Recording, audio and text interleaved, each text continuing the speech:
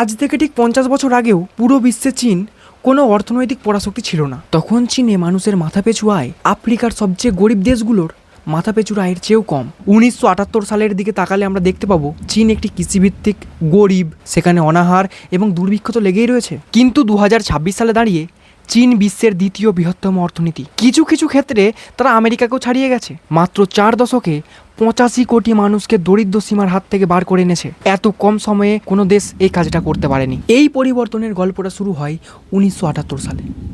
চীনের কমিউনিস্ট নেতা মাও জেদংয়ের মৃত্যুর পর দেশটির শাসনভার দিয়ে দেওয়া হয় সিয়াওপিংয়ের হাতে।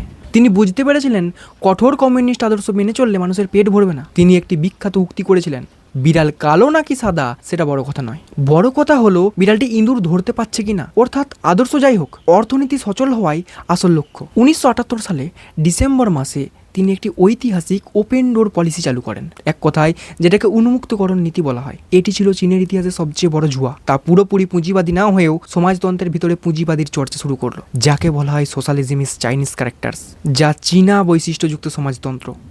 অর্থনীতি উন্মুক্ত করার পর চীনের সবচেয়ে বেশি প্রয়োজন ছিল বিদেশি বিনিয়োগ বা ফরেন ডাইরেক্ট ইনভেস্টমেন্ট। কিন্তু পুরো দেশ একসঙ্গে উন্মুক্ত করলে হিতে বিপরীত হতে পারত। তাই চীন সরকার এক দারুণ কৌশল নিল। তারা দেশের উপকূলীয় অঞ্চলে কিছু নির্দিষ্ট এলাকাকে বেছে নিল, যেগুলোকে বলা হয় স্পেশাল ইকোনমিক জোনস বা বিশেষ অর্থনৈতিক অঞ্চল। এর মধ্যে সবচেয়ে বড় উদাহরণ হলো শেনঝেন, যা 1979 সালে শেনঝেনে ছিল একমাত্র অর্থনৈতিক অঞ্চল যে অঞ্চলটিকে চীন প্রথম উন্মুক্ত করেছিল, যার জন্যই চীন আজকে বিশ্বের দ্বিতীয় অর্থনীতিতে এসে পৌঁছেছে।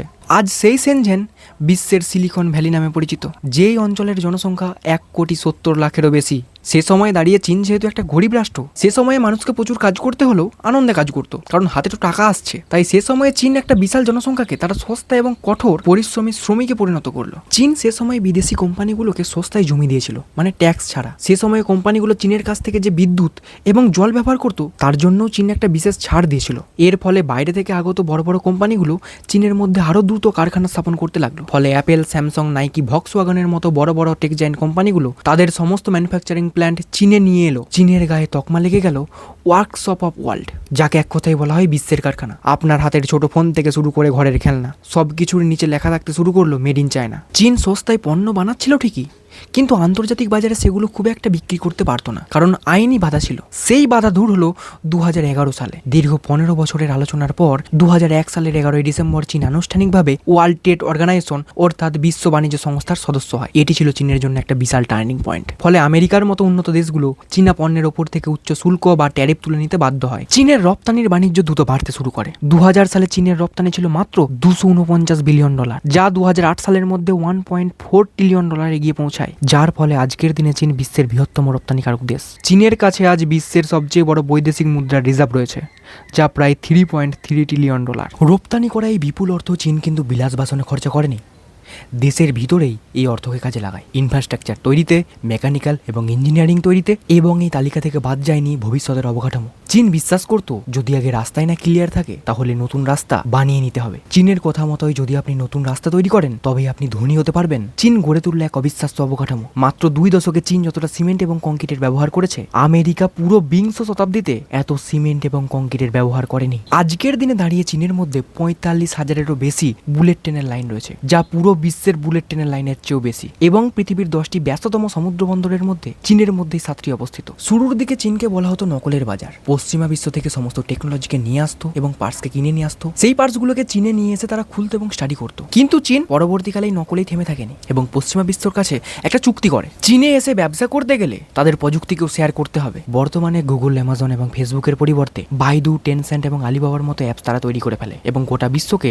তাক লাগিয়ে দেয়। এমনকি হুয়াই এবং শাওমির মতো স্মার্টফোন নিয়ে গোটা বিশ্বের মধ্যে ব্যবসা করছে। ব্যাটারি চালিত গাড়ির দিক থেকেও তারা থেমে থাকেনি। বর্তমানে আমেরিকার সবচেয়ে বড় কোম্পানি টেসলাকেও টক্কর দিচ্ছে BYD। নিজেদের দেশকে উন্নয়ন করার পর চীন পা বাড়ালো বিশ্ব রাজনীতিতে। বর্তমানে এক কথায় যাকে বলা হয় সিল্ক রোড। এই প্রকল্পের মাধ্যমে চীন এশিয়া, আফ্রিকা এবং লাতিন আমেরিকাকে ক্যাপচার করতে শুরু করে। চীন মোট 150টি দেশের মধ্যে বন্দর, রেলওয়ে এবং পাওয়ার প্ল্যান্ট তৈরিতে হাজার হাজার মিলিয়ন মিলিয়ন এবং বিলিয়ন বিলিয়ন টাকা ইনভেস্ট করতে থাকে এবং 150টি দেশকে ধীরে ধীরে ঋণের জালে জড়িয়ে দেয়। ভালোভাবে লক্ষ্য করলে আপনি দেখতে পাবেন এর উদ্দেশ্য ছিল কিন্তু দুটি। খুব অল্প খরচে তারা পণ্য তৈরি করে গোটা বিশ্বের কাছে পৌঁছে যাবে। আর দ্বিতীয়ত, গোটা বিশ্বের মধ্যে আর্থিকভাবে দুর্বল দেশগুলোকে তারা ঋণের জালে জড়িয়ে দেবে। ফলে আমেরিকার প্রভাব থেকে গোটা বিশ্বকে কিছুটা হলেও মুক্ত করতে পারবে। আর যে সমস্ত দেশগুলো রাজনৈতিকভাবে এবং কৌশলগতভাবে দুর্বল, সেই সমস্ত দেশগুলোতে একটি একচ্ছত্র সাম্রাজ্য গড়ে তুলতে পারবে। আজ চীন কেবলমাত্র এশিয়ার একটি দেশ নয়, আফ্রিকার সবচেয়ে বড় অর্থায়নকারী দেশ। গোটা বিশ্ব থেকে আমেরিকার প্রভাবকে প্রতিহত করতে তারা গোটা বিশ্বের মধ্যে এক অর্থায়নকারী ব্লক তৈরি করেছে। চীনের এই 40 বছরের অবিশ্বাস্য যাত্রা অতি দ্রুত গতির। এই 40 বছরের দ্রুত উত্থানের পেছনে রয়েছে একটি অন্ধকার দিক, যা চীনের ভবিষ্যৎ প্রজন্মকে চ্যালেঞ্জের মুখে ফেলেছে। চীনের দীর্ঘদিনের এক সন্তান নীতির কারণে তাদের কর্মক্ষম তরুণ প্রজন্মের জনসংখ্যা দ্রুত কমছে, ফলে বয়স্ক মানুষের সংখ্যা বাড়ছে। ফলে সস্তা সময়ের পেছনে চীনের মধ্যে যে সুবিধাগুলো ছিল তা ধীরে ধীরে শেষ হয়ে যাচ্ছে। সেকেন্ড, চীনের 30% জিডিপি আসতো আবাসন খাত থেকে। এবার সেখানের বেশিরভাগ কোম্পানিগুলি দেউলিয়া হয়ে যাওয়ায় সেই আবাসন খাত পুরোপুরি বন্ধ। বর্তমানে চীনের অর্থনীতি কিছুটা হলেও ধীরগতির। থার্ড, আমেরিকা এবং ইউরোপীয় ইউনিয়নগুলো চীনা পণ্যের ওপর দমকা ট্যারিফ বসাচ্ছে, যার ফলে বহির্বিশ্বে চীনা পণ্য আর বেশি বিক্রি হচ্ছে না। আজকের দিনে দাঁড়িয়ে চীন যে শুধুমাত্র টেকনোলজির দিকে এগিয়ে রয়েছে এমনটা কিন্তু নয়, বা শক্তিধর দেশগুলোর মধ্যেও চীন একটা। চীন পারমাণবিক শক্তিতেও এক ধাপ এগিয়ে, যা গোটা বিশ্বকে এক হুমকিতে কাবু করে দিতে পারে। আজকের দিনে চীন ভালো করে জানে আমেরিকাকে টক্কর দেওয়া কিন্তু এতটা সহজ ব্যাপার নয়। তাই আমেরিকাকে টক্কর দিতে তারা এক নতুন নীতি প্রয়োগ করেছে। বাট আজকের মতো এটুকুই, দেখা হচ্ছে পরের অন্য কোনো ভিডিওতে।